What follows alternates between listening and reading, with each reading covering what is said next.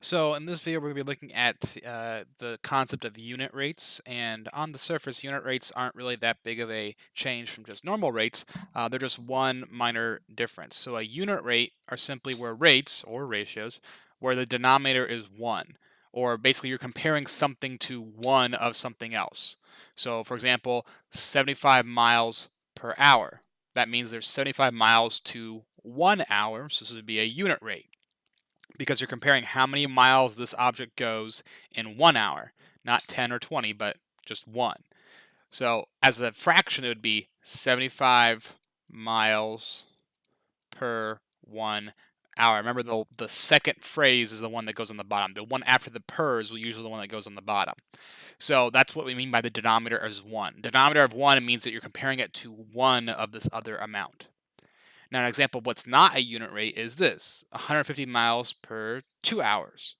So this is a rate, but it's not a unit rate because you're comparing it to 2 hours rather than just 1 hour. So as a fraction, look like this 150 over 2. So this would be miles and hours. So even though these rates are equivalent, and they are, this one is a unit rate and this one is not because this one's compared to one instance and this one's compared to two. So that's the only difference of a unit rate. As a unit rate is something compared to one of something else. Now, to convert rates into unit rates, all you do is really divide the top by the bottom, or divide the first by the second. And conceptually, it kind of flows together. So, for example, if we ignore this question for a minute, if I said that there are 20 apples in 2 packs, 20 apples in 2 packs of whatever, so 20 apples in 2 packs, how many in 1 pack? Well, you'd say if there's 20 apples in 2 packs, I would take 20 divided by 2, and I get 10 apples in 1 pack. Well, that's all you do for the unit rates is you take whatever you have divided by however many groups you have it, and then that's going to get you how much in one group rather than how much in 20 or 5 or whatever. So in this case, a car drove 225 miles in 5 hours. What is the unit rate of miles to hours, or the miles per hour? So basically, this is when it says unit rate, is asking how many miles in 1 hour. Well, if there's 225 miles in 5 hours, to figure that out, I'm going to simply take 225 and divide it by 5. I'm going to take the miles divided by the hours. So if we do some quick math here, that's 4. Bring down the 5. That'd be another 5. And we have no remainder, which is good. So my unit rate would be 45 miles per 1 hour. So this would be the unit rate form of this rate right here, 225 to 5. So again, conceptually, it kind of flows together. If you have this many miles in 5 hours, and I want to figure out how much in 1 hour, I'm going to take what I have, divide it by the amount of groups that's in, and that will get me the amount of things in one group. So there are 1,400 students and 7 teachers. What is the unit rate of students to teachers? So how many students per one teacher? Remember, the second thing is the one that's usually the per one unit. So 1,400 students to 7 teachers. I want to know how many to one teacher. Well, again, I'm going to divide. I have 1,400 students total, divided among 7 different teachers. What is the unit rate of students to teachers? Well, this would be 2, and then the rest of it is just zeros, so it'd be 0. So it'd be 200 students to one teacher, which is quite a bit, but that's how the numbers work out in this case. So again, you want to figure out what am I splitting up into what. So in this case, I'm splitting up students to teachers. I have 1,400 students. I have 7 teachers that they go to. How many students does each teacher get? That's what the unit rate is. Splitting it up among 7 different units. And again, that's a division problem. Whenever you're splitting something up into groups, that's a division instance. Now, in a few situations, unit rates are helpful, and one of those is when to find the better buy or the best buy.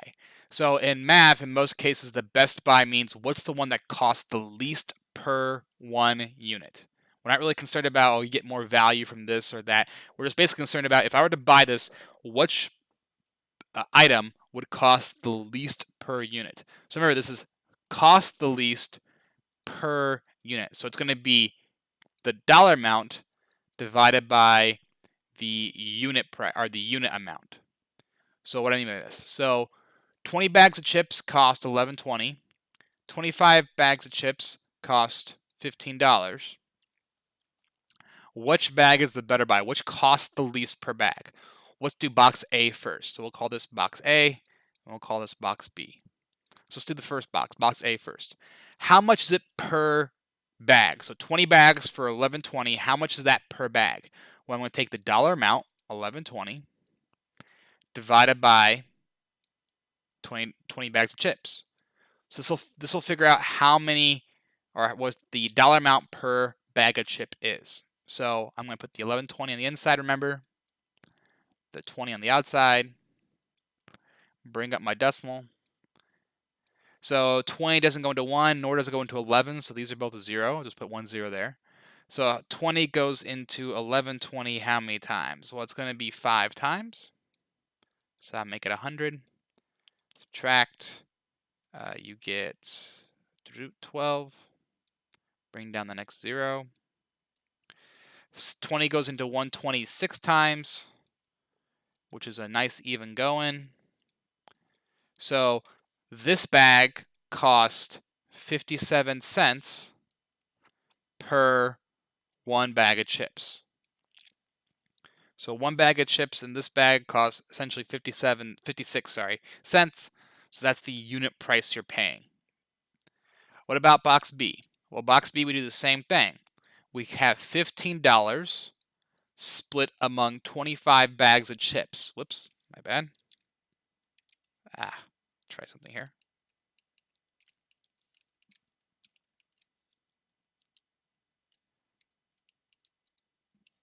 There we go. Technical difficulties there. So I have $15 split among 25 bags of chips. I want to know how much is that per bag. Well, again, I'm going to set it up as long division, not square root. So long division, we have $15 split among 25 bags. We put the decimal point in 0, 0 here because I know I'm going to go down that route. So I'll bring it up already. 25 doesn't go into 1, nor does it go into 15, so these are both 0.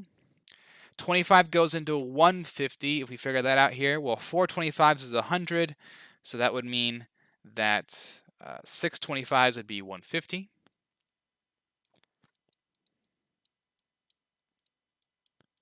Bring down the next 0. Obviously, it's going to go in 0 times. So we have 60 cents per one bag of chips. So this means that the better buy is box A because you pay 4 cents less per bag of chips. Now, obviously, if you needed 25 bags for something, obviously the box B would be better buy because you need 25 bags of chips. But in terms of which one costs the least per bag, box A is going to be better. What this one here? 3.5 liters of a bottle cleaner cost $1.61. 2.8 cost $1.12. Which is the better buy? Well, we'll have, again, bottle A and bottle B. So bottle A is $1.61 for 3.5 liters. What is the cost per liter? Now I'm going to do this a little bit quick here, that way the video doesn't get too long. So we have 1.61 divided by 3.5. So this comes about to be about 45 cents per liter, per 1 liter. Bottle B is $1.12 for 2.8. If we divide those up, $1.12 per 2.8 is going to give me, whoops, try and make that a little bit better there, is going to give me 40 cents per liter. If I divide 1.12 by 2.8. And again, this is the dollar amount on the inside and the unit amount on the outside. So when you're setting up your long division, it always goes, I keep putting the squared sign, I'm sorry about that. There we go. When you're doing your long division, it's always going to go money on the inside and the amount that you have on the outside. So in this case, bottle B is the better buy because it costs the least per bottle, or the least per liter, I should say. So again, the idea here for this better buy stuff is to figure out how much would this cost for one of whatever I'm getting, and then just figure out which one is the least.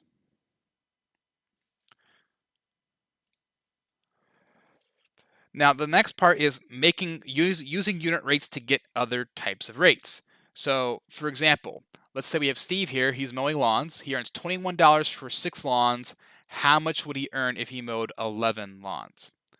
So $21 for 6, how much would he earn if he mowed 11? Well, the first thing we can do here is find out what's the unit rate. How much did he get for one lawn? How much did he get per lawn? So we have 6 lawns, and we have 6 lawns, and we have $21 for getting those 6 lawns. Well, I want to find out the dollar per lawn. So when I do this division here, I'm going to have $21 on the inside, 6 lawns on the outside. So we do some math here. 6 goes into 21 3 times. Gives you 18, which gives you 3. Now we're running out of space here, so we put decimal, decimal, put a 0, bring it down, and then continue. So 6 goes into 35 times, and that will give me no remainder. So I put a little 30 here, subtract, you get 0.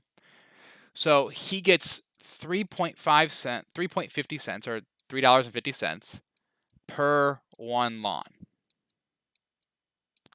So $3.50 per one lawn. So if I want to figure out how much he gets for mowing 11, I'm just going to take the 350, that's for one lawn, times 11. That's all you need to do. 350 times 11, which gets you $38.50.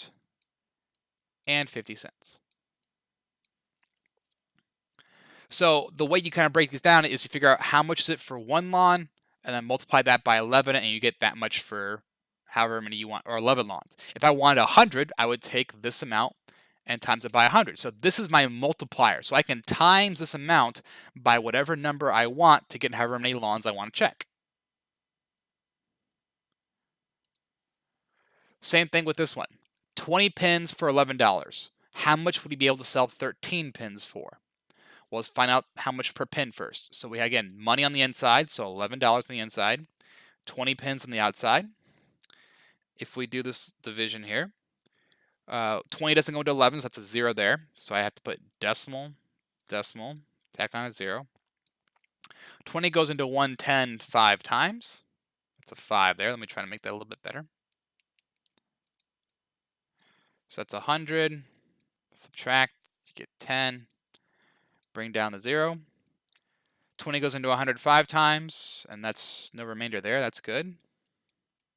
So we have 55 cents per one pin.